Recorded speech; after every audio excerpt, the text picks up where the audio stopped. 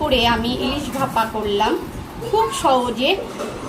এবার পুরোটা দেখাবো তোমাদেরকে, পুরো ভিডিওটা কিন্তু দেখে নিও। খুব সহজ রান্না, যারা রান্না করতে জানো না তারাও কিন্তু রান্না করতে পারবে, খুব সহজ। রবিবার আজকে রান্না করবো সর্ষে ইলিশ, তোমাদের দেখাই।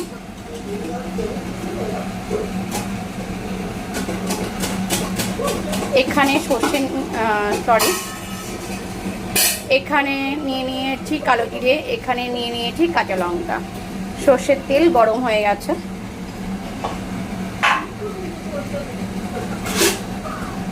এখানে আমার দুষ্টু দুষ্টুমি করছে।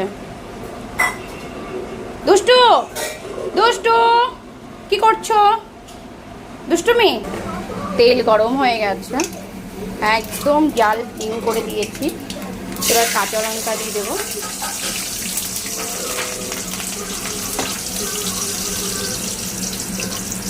এবার আস্তে আস্তে মাছগুলো দিয়ে দেবো।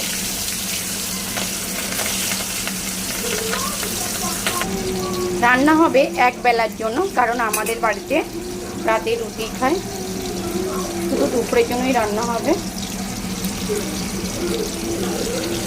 এটা জাস্ট সাঁতলে নেওয়া, ভাজা হবে না, একটু জাস্ট সাঁতলে নেওয়া।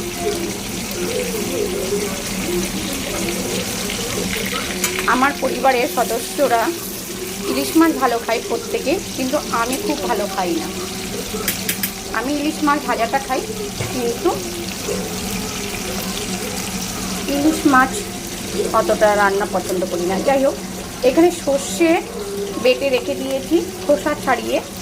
এবার আমি এটা দিয়ে দেবো। এখানে লবণ আছে, কাঁচা লঙ্কা আছে।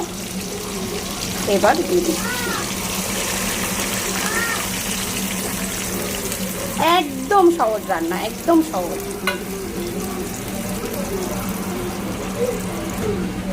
ব্যালেন্স রাখার জন্য একটু চিনি দিয়ে দিচ্ছি সামান্য। সবশেষে ঢাকা দিয়ে দেবো। একটু দেখে নিলাম কেমন হয়েছে, আর একটু হবে।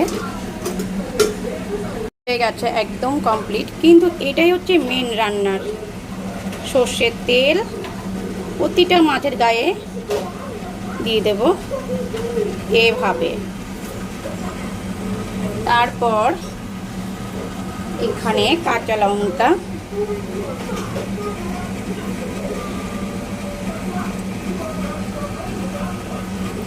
দিয়ে দেব।